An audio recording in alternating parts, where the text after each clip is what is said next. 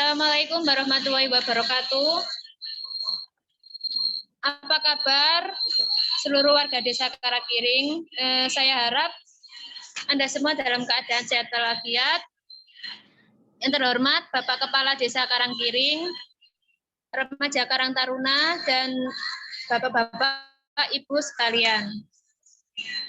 Sebelumnya perkenalkan, saya Uswatun Hasanah. Saya kelompok KKN tematik Desa Karangkiring, kami dari kelompok 13.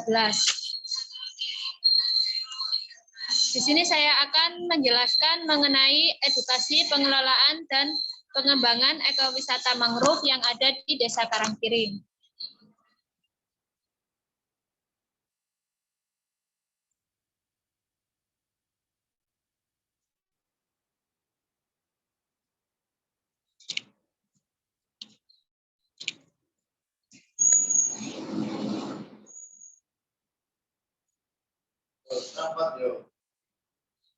Sebelumnya, sini saya akan menjelaskan mengenai agenda STEL atau apa aja sih yang dibahas pada pertemuan hari ini.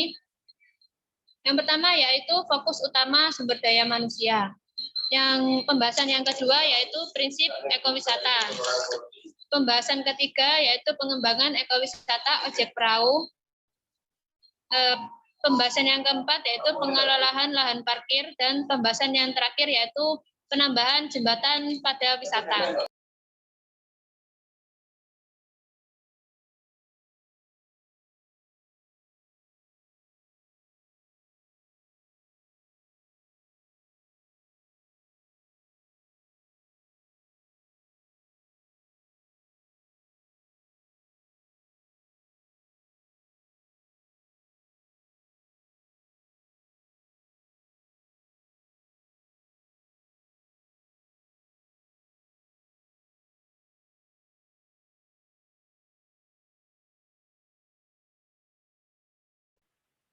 Mbak, suaranya nggak muncul.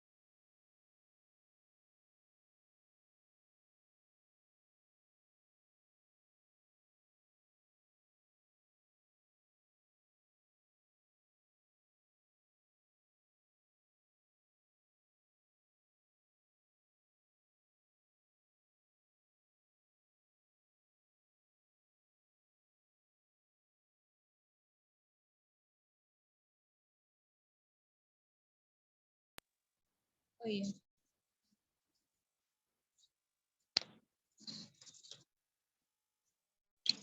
Mohon maaf tadi Bapak-bapak tadi ada kesalahan jadi suaranya saya ulangi dari materi yang ini ya.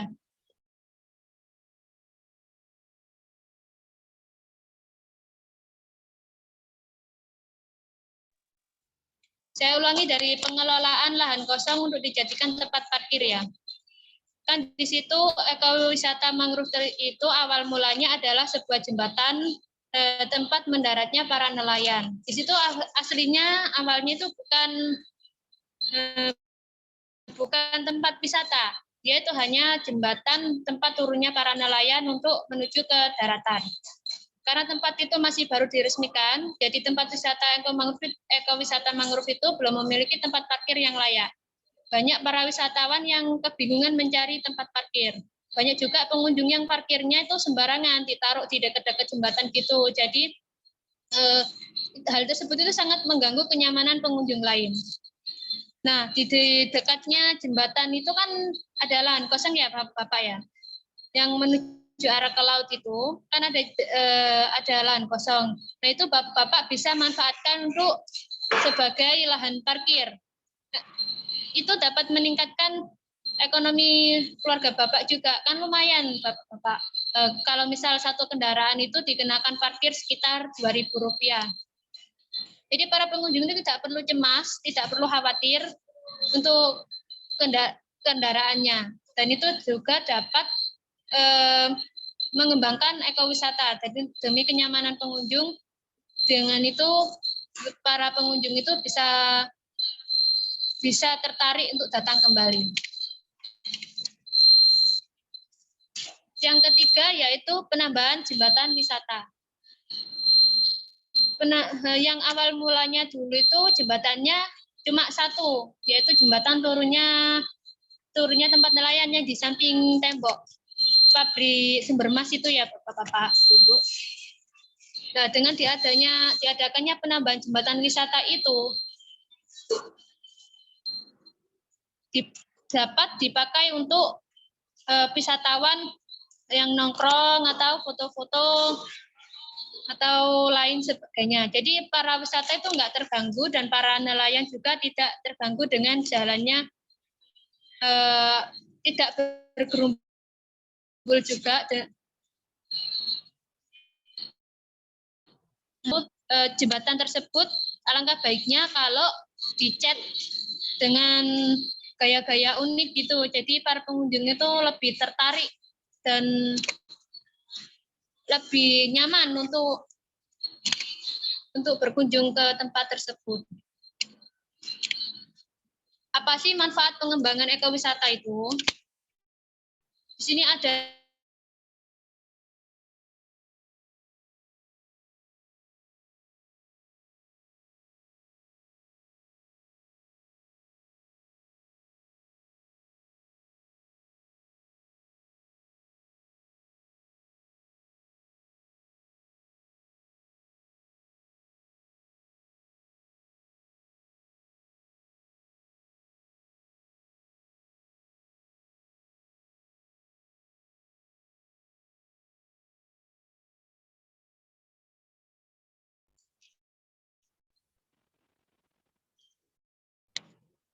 mohon maaf Bapak-bapak, Ibu-ibu, serta remaja Karang Taruna tadi ada sinyal sehingga terhenti di saat penjelasan.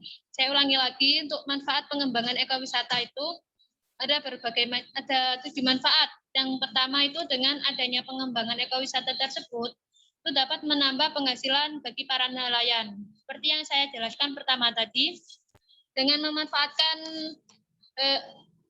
ojek perahu pada siang hari, omset para nelayan bisa meningkat. Yang kedua yaitu meningkatkan ekonomi warga setempat. Dengan adanya ekowisata tersebut, mungkin warga sekitar yang memiliki warung atau memiliki jualan UMKM apa itu mungkin dapat menimbulkan daya tarik dari ekowisata tersebut. Yang ketiga, menambahkan daya tarik dari para pengunjung. Yang keempat, ekowisata mangrove Desa Karangkiring itu mudah dikenal masyarakat. Dengan pengiklanan atau pengembangan ekowisata, sehingga ekowisata mangrove itu mudah dikenal masyarakat, terutama warga Gresik. Yang kelima, menjadikan desa yang lebih unggul dan asri. Yang keempat, dapat memanfaatkan sumber daya yang ada. Dan yang terakhir yaitu manfaat yang paling penting, dapat melestarikan ekosistem laut.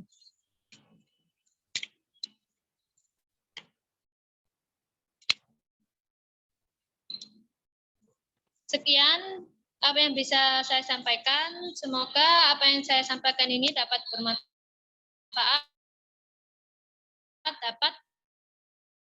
dapat seluruh wisata yang ada di Desa Karangkiring. Mungkin dari sini ada yang ingin dipertanyakan dari perangkat desa, bapak-bapak, ibu-ibu maupun remaja Karang Taruna, monggo. Mungkin ada.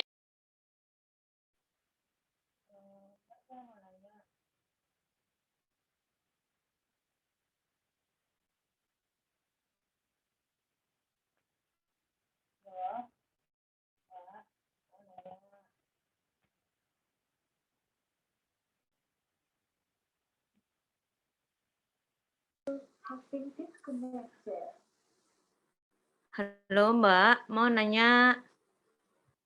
Yang ingin ditanyakan. Iya, silakan. Ini dari Mbak siapa? Mbak atau Ibu ya? Kelihatannya Mas.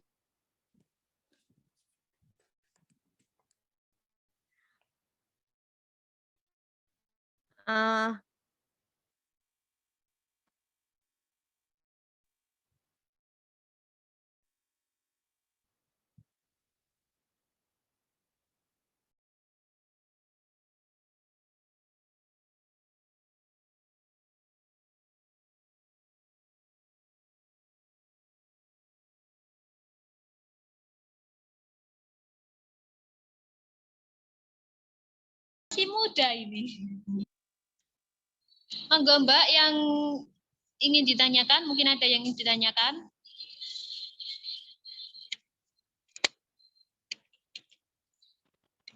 Itu Kak Joy dia tuh.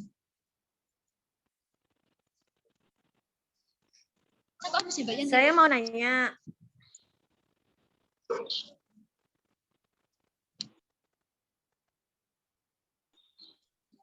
Iya, silakan Mbak.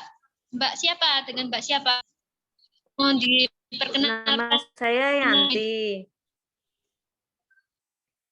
Mau nanya, di situ tadi kan dijelaskan tentang manfaat-manfaatnya. Nah, pasti kan dalam pengembangan pengembangan tersebut kan pasti ada kendala-kendalanya. Contoh kendala misal kita pengajuan dananya. Nah, itu cara mengatasinya gimana ya? Soalnya kan kadang kita males mengajukan dana ke pemerintah buat pengembangan tersebut atau gimana gitu. Nah, cara mengatasinya gimana ya, Mbak ya? Untuk kendala pengajuan dana, mungkin ini bisa disampaikan ke Bapak Kepala Desa terlebih dahulu. Kemudian nanti diproses oleh pihak kelurahan atau Bapak Kepala Desa untuk diajukan ke pemerintah. Nah, di situ kita harus membuat proposal atau pengajuan yang semenarik mungkin sehingga pemerintah itu tertarik untuk menyumbang dana, mengeluarkan dana untuk mengembangkan ekowisata tersebut. Karena pengajuan itu kan ya pengajuan itu dalam hal baik, kemungkinan pemerintah juga mengerti kalau ini tuh untuk demi kebaikan warga tersebut, demi kebaikan warga Desa Karangkiring juga dan demi kemajuan Kota Gresik terutamanya ya. Nah, itu isinya apa aja dalam pengajuan tersebut. Dalam yang ingin untuk perangkat desa yang ingin diajukan ke pemerintah itu apa, pengajuan berupa apa? Mungkin dengan pembangunan gazebo di desa, di tempat wisata tersebut, atau mungkin dengan pembangunan tempat untuk warung. Kan nggak mungkin orang atau wisatawan itu nongkrong hanya duduk lalu foto. Kan kemungkinan alangkah lebih baik lagi kalau tempat wisata tersebut ditambahi dengan timit di sana. Mohon maaf tadi ada peringatan itu waktu untuk Zoom ya. Saya jelaskan lagi ya.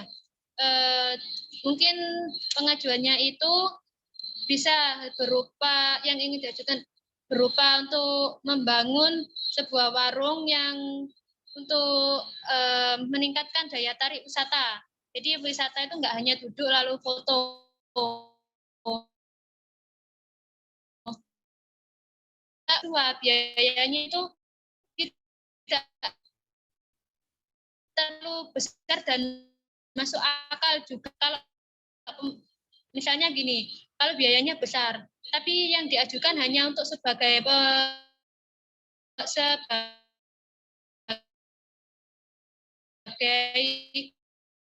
tempat gaji bos.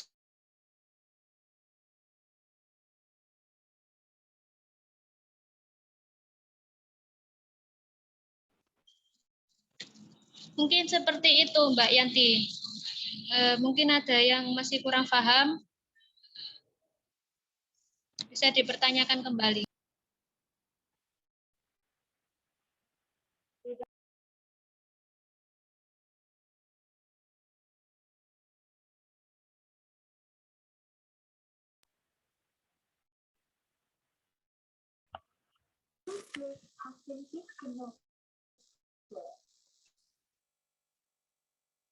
Sudah, Mbak. Terima kasih. Ya, sama-sama. Mungkin dari warga lain atau perangkat desa yang ini.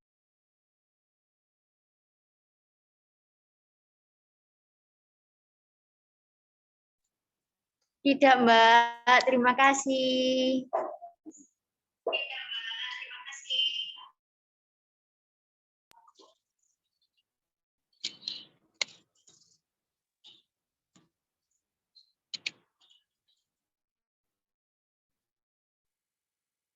Rasa cukup ya Bapak, Ibu-ibu, saudara-saudara warga Desa Karangkiring, karena ini sudah sekian apa yang bisa saya sampaikan untuk sebagai dokumentasi. Mungkin bisa ditampilkan seluruh gambarnya.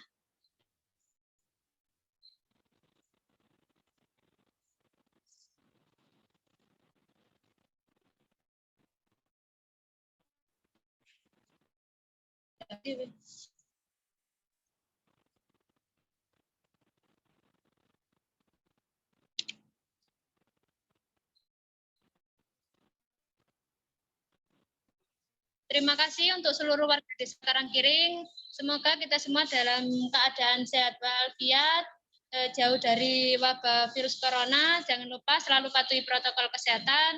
Akhirul kalam, wassalamualaikum warahmatullahi wabarakatuh.